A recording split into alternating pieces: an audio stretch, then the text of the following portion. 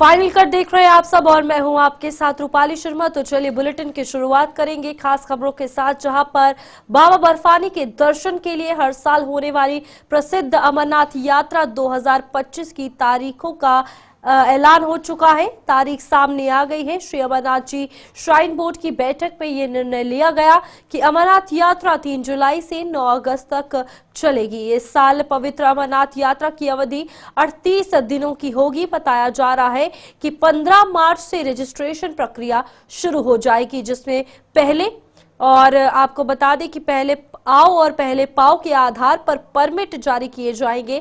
दिशा निर्देशों में बताया गया है कि 13 साल से कम उम्र के बच्चे और 75 साल से अधिक उम्र के लोग रजिस्ट्रेशन के पात्र नहीं होंगे। अमरनाथ यात्रा शुरू करने से पहले सभी यात्रियों को अनिवार्य हेल्थ सर्टिफिकेट दिखाना होगा और हर तीर्थयात्री को केवल एक ट्रैवल परमिट की अनुमति होगी, जिसे ट्रांसफर नहीं किया जाएगा। रजिस्ट्रेशन ऑनलाइन और ऑफलाइन दोनों माध्यमों से किया जाएगा और इस बार भी ऐसी तैयारियां की जा रही है।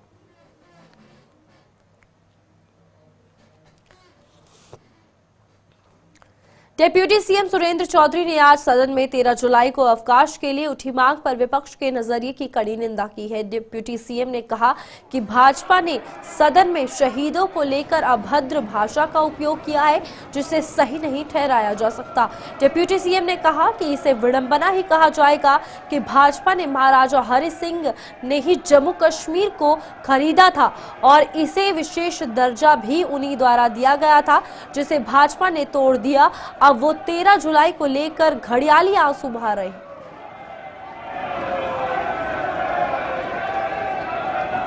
ये बदकिस्मती है जो अपोजिशन ने जो जिस लैंग्वेज जो इस्तेमाल की उन शहीदों के लिए। कहते हैं शहीदों की समाधि पर बरस लगेंगे मेले, वतन पर मिटने वालों का वही आखिरी निशान होगा। वो शहीद हैं, चाहे वो उन्होंने अगर कोई जंग लड़ी तो कोई अगर लड़ाई लड़ी तो किसी लोगों के हक के लिए लड़ी। इस देश के कानून को मजबूत करने के लिए, इस देश के आइन को मजबूत करने के लिए, इस देश की डेमोक्रेसी को मजबूत करने के लिए वो लोग शहीद हुए हैं। और आज हम शहीदों के खिलाफ एक ऐसे लफ्ज अनपार्लियामेंट लफ्ज इस्तेमाल करेंगे तो वो शोभा नहीं देते। शहीद जिस मर्जी कौम का हो। तो लिहाजा जो जहां तक ताल्लुक है अपोजिशन ने जो लैंग्वेज और जो वर्डिंग इस्तेमाल की वो नहीं करनी चाहिए थी, क्योंकि वो लोग अगर इनको महाराजा जी के साथ इतना प्यार है तो ये 35 से और 370 भी तो महाराजा ने दिया था। ये जो स्टेट टूटी या यूटी बनी है, ये तो महाराजे ने खरीदी हुई स्टेट थी। तो इनको उसमें नहीं प्यार याद आया कि महाराजे की बनाई हुई स्टेट और महाराजे का दिया हुआ स्पेशल स्टेटस जब उसको तोड़ रहे हैं, खत्म कर रहे हैं, तो उसमें क्यों नहीं बोले। इसलिए ये सिर्फ एक घड़ियालू आंसू हैं और कुछ नहीं इससे ज्यादा। इस बीच नेता प्रतिपक्ष सुनील शर्मा ने 13 जुलाई का मामला सदन में उठाए जाने का कड़ा विरोध किया है। उन्होंने बताया कि कश्मीरी पंडित हिंदुओं को नरसंहार करने वाले किसी भी सूरत में शहीद नहीं कहलाए जा सकते। सुनील शर्मा ने बताया कि 13 जुलाई को लेकर सदन में प्रस्ताव किसी भी सूरत में बर्दाश्त नहीं किया जाएगा। जनता पार्टी के leader of opposition Sunil Sharma इस समय हमारे साथ मौजूद है। सर, 13 जुलाई की बात जिस प्रकार से उठी है कि उस पर जो है वो हॉलीडे होना चाहिए। आप कह रहे हैं स्टेट ह्यूमिलेशन डे है, लेकिन साथ ही साथ आप देखिए नेशनल कॉन्फ्रेंस ऑफ पीडीपी जो कि कहते हुए नजर आ रही है कि ये जो है वो मार्टियर डे है। आप किस तरीके से देखते हैं असेंबली में जो आज कैसे मार्टियर डे हो सकता है? वो जब राष्ट्रद्रोह हुआ है, किसी राज्य के खिलाफ बगावत हुई है, तब पुलिस ने अपना एक्शन किया है। 1931 में एक ऐसा ग्रुप, दंगाइयों का ग्रुप, जिन्होंने हुड़दंग मचाई, कश्मीरी पंडित हिंदुओं का नरसंहार किया, उनकी दुकानें जलाई, उनके घर जलाए, महाराजा के खिलाफ बगावत की। जिस महाराजा को हम भगवान के बाद दूसरा दर्जा यहां देखते हैं, उनकी न्याय व्यवस्था, उनकी कानून व्यवस्था, उनकी आर्थिक व्यवस्था इस जम्मू कश्मीर के लिए आज भी सराहनीय है। उस महाराजा के विरुद्ध बगावत करने वाले और पर्टिकुलर हिंदू कम्युनिटी की दुकानें और घर जलाने वाले कभी शहीद नहीं हो सकते हैं। वो गद्दार हो सकते हैं, ट्रेटर्स हो सकते हैं, शहीद भगत सिंह हो सकते हैं, राजगुरु हो सकते हैं, सुखदेव हो सकते हैं, मकबूल शेरवानी हो सकते हैं, ब्रिगेडियर राजेंद्र सिंह हो सकते हैं, मेजर सोमनाथ हो सकते हैं, वो नहीं हो सकते। नेशनल कॉन्फ्रेंस आज तक 2019 तक कांग्रेस की उस मानसिक पीड़ा का लाभ उठाती गई और इनको शहीद की संज्ञा देती गई। 2019 में जब यहाँ पे एब्रोगेशन 370 हुआ उसके बाद इस छुट्टी को खत्म किया गया। अब ये दोबारा कभी नहीं आएगी। स्लोगन भी जो है वो नेशनल कॉन्फ्रेंस और पीटीपी के द्वारा जो है वो लगाए गए, उसे किस तरीके से आप देखते हैं? कौन से स्लोगन? शहीद जिंदाबाद के स्लोगन। अरे हमने कहा महाराजा हरि सिंह अमर रहे, वही गूंजा। जो रिजोल्यूशन की बात करें तो अगर आता है तो किस तरीके से देखते हैं, क्या वो पास होगा? कैसे पास होगा? आप मुझे बताइए, जो अनडेमोक्रेटिक, अनकॉन्स्टिट्यूशनल, जो जम्मू कश्मीर में हॉलीडे का कैलेंडर होगा, ये यूटी का चलेगा, यूनियन टेरिटरी का चलेगा, भारत का चलेगा। जो पूरे भारत में छुट्टियां, वही यहाँ पे भी छुट्टियां। फिर ये डिस्क्रिशन प्रोरोगेटिव एलजी साहब का है, जैसे महाराजा के नाम पे उनने छुट्टी दी, असेंबली नहीं कर सकती है बिल कोई। बहुत बहुत शुक्रिया बातचीत करने के लिए। कैमरा पर्सन संजय के साथ शिल्पा शर्मा, जम्मू। वहीं भारतीय जनता पार्टी ने नेशनल कॉन्फ्रेंस पर सदन में महाराजा हरि सिंह का अपमान करने का आरोप लगाया है। भाजपा का कहना है कि नेशनल कॉन्फ्रेंस को सच्चाई का ज्ञान नहीं है और यही वजह है कि वो एक ऐसी हस्ती पर उंगलियां उठा रही है जिनके द्वारा दिए गए वजीफे पर अब्दुल्ला परिवार के सदस्य शिक्षा हासिल कर चुके हैं। और क्या कुछ कहना था जसरोटिया का, आइए वो भी आपको बताते हैं।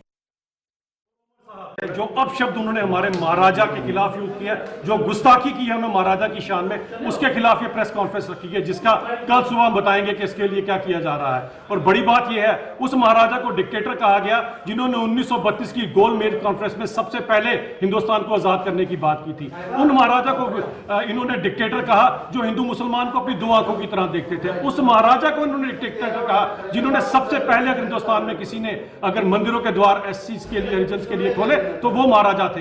इतने बड़े महाराजा की शख्सियत जिनके वजीफे पर पढ़कर आज अगर अब्दुल्ला खानदान है, अगर वो जाना जाता है तो महाराजा साहब के वजीफे पर पढ़कर आए, क्योंकि शेख अब्दुल्ला साहब जिस वजीफे पर पढ़े थे वो महाराजा हरि सिंह का दिया हुआ वजीफा था। अगर वो एक आंख से देखते और देखते कि शेख अब्दुल्ला को नहीं देना है तो आज कभी भी ये परिवार जाना ना जाता कहीं पर। उस महाराजा के लिए जहां नतमस्तक होकर इनको खड़े होना चाहिए, अगर ये वहां पर जाके आज इनकी भाषा बोल रहे हैं तो ये बहुत बड़ा दुख है हमारे लिए। और इसके लिए हम उनको सचेत करना चाहते हैं कि इस तरह का अपमान। भारतीय जनता पार्टी ने नेशनल कॉन्फ्रेंस पर पाकिस्तान के एजेंडे को हवा देने और उसी के एजेंडे को जम्मू कश्मीर में चलाने का आरोप लगाया है। भाजपा की कश्मीर इकाई के प्रवक्ता अल्ताफ ठाकुर ने श्रीनगर में आज एक प्रेस कॉन्फ्रेंस के दौरान नेशनल कॉन्फ्रेंस पर यह आरोप लगाते हुए उसे सदन में पाकिस्तान के एजेंडे को उठाने का जिम्मेदार ठहराया है। अल्ताफ ठाकुर ने नेशनल कॉन्फ्रेंस के विधायक मीर सैफुल्लाह पर यह गुस्ताखी करने का आरोप लगाते हुए सदन में सार्वजनिक रूप से माफी मांगने की भी मांग की है। उसी पैटर्न पर नेशनल कॉन्फ्रेंस चलकर पाकिस्तान का एजेंडा जम्मू कश्मीर में चला रहा है।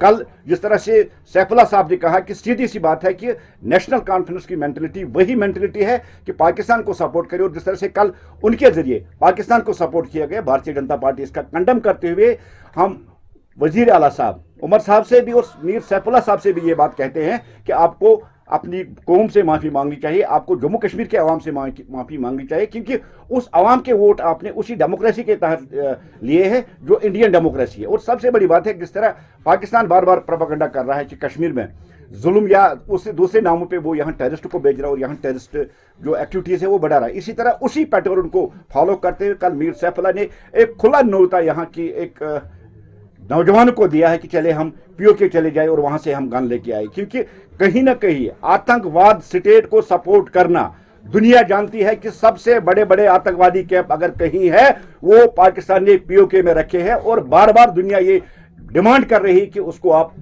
टेररिस्ट स्टेट करार दीजिए पाकिस्तान को। लेकिन बदकिस्मती से हमारी रूलिंग पार्टी नेशनल कॉन्फ्रेंस उसी एजेंडे को जम्मू कश्मीर में चला रही है और यहां वो उनको प्रेज कर रही है जो मुखालफत, जिनकी मुखालफत सारी दुनिया कर रही है। सैफुल्लाह साहब को मुझे नहीं लगता है कि किस लिहाज से उसको लगता है कि पीओके कश्मीर से ज्यादा डेवलप्ड। क्या मुझे वो बता सकते हैं कि वहां की यूनिवर्सिटी का नाम क्या है, वहां कोई यूनिवर्सिटी है क्या? वो मुझे बता सकते हैं कि वहां के एयरपोर्ट का नाम क्या है, अगर कहीं एयरपोर्ट वहां है? क्या वो बता सकते हैं कि वहां की सड़कों की हालत है? और वहां की हालत अगर आप देखेंगे, वहां आटे का 1 किलो 280 रुपए में मिलता है। क्या इसी को वो डेवलपमेंट कहते हैं? क्या आतंकवादियों के शिविर जो है, आतंकवादी के कैंप जो है, क्या उसी को वो डेवलपमेंट कहते हैं? क्या वो कश्मीर को उसी तर्ज पे लाना चाहते हैं कि यहां टेररिज्म बढ़ जाए और यहां टेररिस्ट एक्टिविटीज हो, तभी उसको वो डेवलपमेंट कहा जाए? हम भारतीय जनता पार्टी जम्मू कश्मीर इसकी कड़ी मजम्मत करते हुए हम उमर साहब से ये कहना चाहते हैं और हम मीर सैफुल्लाह साहब से ये कहना चाहते हैं, आपको माफी मांगनी चाहिए। आपने जो कल बात की है ये इंडियन स्टेट को कबूल नहीं है। अगर आप पीओके का ये मवाजना कश्मीर के साथ कर रहे हैं तो मुझे लगता है कि आप अभी खपलत में है और आप अभी नींद में सोए हुए। जहां हम पीओके की बात कर रहे हैं वहां प्रोटेस्ट हो रहे हैं, वहां लोग कह रहे हैं कि हम हिंदुस्तान के साथ मिल जाएंगे। और जिस तरह से डेवलपमेंट कश्मीर में है या जम्मू रीजन में जिस तरह से हमारी डेवलपमेंट है, अभी मुझे नहीं लगता है कि 100 साल तक पीओके इस डेवलपमेंट को अचीव कर सकता है। हम एक बार फिर इसकी मजम्मत करते हुए यही कहना चाहते हैं कि मीर सैफुल्लाह साहब, क्या आप कश्मीर में विधायक मुबारक गुल ने सदन में जम्मू कश्मीर में ड्रग्स का मामला उठाया, जिसकी स्पीकर ने भी सराहना की है। स्पीकर ने कहा कि जहां ड्रग्स को बेहद संवेदनशील मुद्दा बताते हुए सदन में इस पर आधा घंटा चर्चा करने की जरूरत पर बल दिया, वहीं स्वास्थ्य मंत्री ने भी सरकार का पक्ष रखा। मुबारक गुल ने ड्रग्स के खिलाफ गुलिस्तान न्यूज द्वारा छेड़ी गई मुहिम की भी सराहना की। गुल ने बताया कि जब तक सिविल सोसाइटी सहित विभिन्न सरकारी विभाग ड्रग्स के खिलाफ मुहिम में सहयोग नहीं देते तब तक इससे निजात मिलना मुश्किल है। विधायक मुबारक गुल इस समय हमारे साथ मौजूद है। सर, आपने जो इश्यू उठाया है उसके बारे में बताइए। ये इशू जो मैंने उठाया ड्रग्स के हवाले से, मैं इस हवाले से 30 साल से काम कर रहा हूँ इस ड्रग्स मेनेस को ख़त्म करने के लिए। और मेरी एक आज ये मॉरल ड्यूटी थी, मैंने प्रॉमिस किया था अपने जो वॉलंटियर्स हैं, जो एनजीओज हैं, सिविल सोसाइटी में, ये हाउस में उठाऊँगा क्वेश्चन। ये क्वेश्चन जो उठाया मैंने, तो इसमें जब इन्होंने कहा कि डिक्लाइन हो गया है, ये मैं इसमें ये कह रहा हूँ कि जो इक़दाम किए हैं, जो पुलिस डिपार्टमेंट ने जो इक़दाम किए, बहुत सारे को प्रॉपर्टी सीज की गई, बहुत सारों को ये बैंक खाते बंद किए गए, बड़ी एक्शनें की गई, बहुत रेड लगाए गए। अब इसमें मैंने ये आपका भी एक अच्छा रोल है। मैंने कहा कि मुझे नहीं मौका मिला कि वहाँ शोरगुल हो गया कि मैं गुलिस्तान के बारे में भी बात करता, जो आपने कैंपेन चलाई ड्रग्स के हवाले से। मैं चाहता था ईगरली इस चीज़ को हम उजागर करें कि ये सोसाइटी के हर एक नागरिक का फ़र्ज़ है, चाहे वो पॉलिटिकल हो, नॉन पॉलिटिकल हो, कोई भी पॉलिटिकल रिलीजियस लीडर्स हो, उनको इस कैंपेन में आगे आना है। क्योंकि जब तक लोग ना चाहें, जब तक लोग इसमें इन्वॉल्व ना हो, जब तक इसमें एजुकेशन डिपार्टमेंट इन्वॉल्व ना हो, जब इसमें सपोर्ट डिपार्टमेंट इन्वॉल्व ना हो, जब इसमें दूसरे जो डिपार्टमेंट्स हैं इसमें इन्वॉल्व हो, वो अपना अपना योगदान दे देंगे। क्योंकि इसमें अवेयरनेस की जरूरत है। जो रिस्पॉन्स आपको मिला है, क्या उससे सेटिस्फाई हैं आप? इकदाम के अभी 6 महीने भी नहीं हुए गवर्नमेंट को, अभी मैं सेटिस्फाई हूँ। जो पिछले ये दौर में ये हुआ कि जो मैं सपना भी नहीं देख रहा था ये होगा। मैं डिमांड करता था उनकी प्रॉपर्टी सीज हो, उनका केसेस हो, उनके अकाउंट जब्त हो। और ये होता था, पहले एक बंदा जाता था ड्रग पैक्टर, उसको इमीडिएटली रिलीज होता था, बेल होती थी। तो इसके खिलाफ मैंने इसके खिलाफ जंग लड़ी है। लेकिन अब ये इसमें काफ़ी हद तक गवर्नमेंट ने जो इकदाम उठाए, बड़े सख्त इकदाम उठाए, और मैंने ये डिमांड कर रहा था कि हाउस में इसमें और सख्त इकदाम करके, क्योंकि लाइफ इम्प्रिजनमेंट होनी चाहिए, ये सज़ा है उम्र भर के लिए। हमने देखा कि जब हम जाते हैं बाहर के मुल्कों में, फॉरेन कंट्रीज़ में, वहाँ जहाज़ में बोलते हैं कि अगर कोई ड्रग बाग है तो वहाँ तो उसको डेथ पेनल्टी भी है किसी जगह। जब तक आप सज़ा नहीं रखेंगे, किसी पहले देंगे नहीं लोगों को। अभी आप जो गवर्नमेंट ने एक्शन किया, मैंने ये भी कहना था, वहाँ पे मौका नहीं मिला कि जिन्होंने अच्छा काम किया, जिनको पुलिस अफसरों ने अच्छा काम किया, उनको अप्रिसिएशन मिलना चाहिए, उनको अवार्ड मिलना चाहिए। जैसे आपकी चैनल ने भी अच्छा किया, आपके गौर साहब ने इस बारे में एक अच्छा प्रोग्राम गुलिस्तान ने किया, वो भी अच्छा प्रोग्राम था। इसलिए मीडिया को भी चाहिए इसमें अपना रोल करे, इलेक्ट्रॉनिक मीडिया, प्रिंट मीडिया, लोग, स्कूल, टीचर, पेरेंट्स को भी इसमें काम करना है। पेरेंट्स क्यों है, चक्कर क्यों आ रहे हैं, स्कूल गया नहीं गया, ये चीज़ें भी हैं, रखनी होती हैं। इसमें यही है जो हमने आपसे ये कहा। इसीलिए मैंने ये एक सोशल, ये मैंने क्वेश्चन के हवाले से नहीं, जो मेरे ऊपर जिम्मेदारी थी, इसीलिए मैंने क्वेश्चन उठाया। बहुत बहुत शुक्रिया बातचीत करने के लिए। Camera person. चलिए ब्रेक के बाद लौट चुके हैं, आगे बढ़ते हैं। जहां पर fair price shop dealers association ने जम्मू में आज लगातार दूसरे दिन अपनी मांगों को लेकर प्रदर्शन किया है। एसोसिएशन ने आरोप लगाया है कि बार बार अवगत कराने के बावजूद ना तो पूर्व और ना ही मौजूदा सरकार उनकी कोई सुनवाई कर पाई है। प्रदर्शन की अगुवाई करते हुए एसोसिएशन के प्रधान ने चेतावनी दी है कि अगर राशन डीलरों की मांगे पूरी ना की गई तो अनिश्चितकालीन हड़ताल पर जाने को वे मजबूर हो जाएंगे। अगर माइग्रेंट का राशन देखा जाए तो उनको 11 किलो मैगी राशन है जो हमारा एक्चुअल कोटा है। मैगी जो डोगरों का, जो हमारे जम्मू का, कश्मीर का, मैगी 3 किलो 800 ग्राम आटा है, 1 किलो चावल है। उधर भी देखा जाए तो कितना डिस्टेंस है, लेकिन है तो JNK यूटी है। JNK यूटी में एक ही तरफ होना चाहिए। अगर 11 किलो उधर है, इनको भी 11 किलो मिलना चाहिए जो हमारी पब्लिक है। अखिल भारतीय ग्राहक पंचायत द्वारा जम्मू में 8 मार्च से जम्मू में जोनल स्तर वर्कशॉप का आयोजन किया जा रहा है। 2 दिनों की इस वर्कशॉप में उत्तर क्षेत्र के 5 राज्यों के प्रतिनिधि भाग लेने के लिए यहां पहुंच रहे हैं, जो इसमें अखिल भारतीय ग्राहक पंचायत के जिम्मेदारियों से अवगत करवाने के साथ साथ लोगों को उनके अधिकारों के प्रति भी जागरूक करेंगे। अखिल भारतीय ग्राहक पंचायत के अध्यक्ष ठाकुर दास ने जम्मू में आज एक प्रेस कॉन्फ्रेंस के दौरान ये जानकारी दी है। अखिल भारतीय ग्राहक नेशनल लेवल की ओर से जहां एक कार्यक्रम करने जा रहे हैं जो कि 8 और 9 को होगा, और इस कार्यक्रम में हमारे राष्ट्र के 5 स्टेटों के लोग आ रहे हैं। उत्तर क्षेत्र के 5 क्षेत्र वो कौन से हैं? एक पंजाब है, दिल्ली है। आम आदमी पार्टी की जम्मू कश्मीर इकाई ने विधानसभा सत्र में लोगों से संबंधित मुद्दों पर चर्चा न किए जाने का आरोप लगाया है। आम आदमी पार्टी का आरोप है कि सदन में पिछले 3 दिनों से जिन मुद्दों पर हंगामा किया जा रहा है उनका आम जनमानस से कोई लेना देना नहीं है और सरकार से जो मुद्दे हैं उससे भटक गई है। प्रदर्शन की अगुवाई करते हुए महराज अंजुम मीर ने चेतावनी दी कि यदि जम्मू कश्मीर में बेरोजगारी के साथ साथ डेली वेजों और SPO आदि के मुद्दों पर मंथन न हुआ तो उनकी पार्टी सचिवालय के बाहर धरना देने को मजबूर हो जाएगी।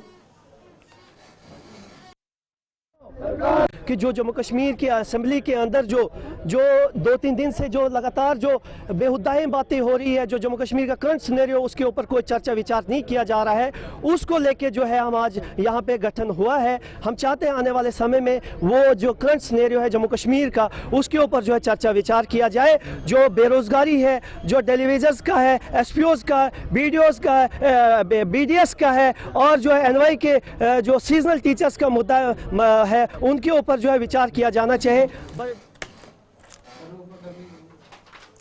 चलिए, बुलेटिन में अभी के लिए इतना ही। खबरों का सिलसिला आगे भी जारी रहेगा। आप देखते रहिए गुलिस्तान न्यूज।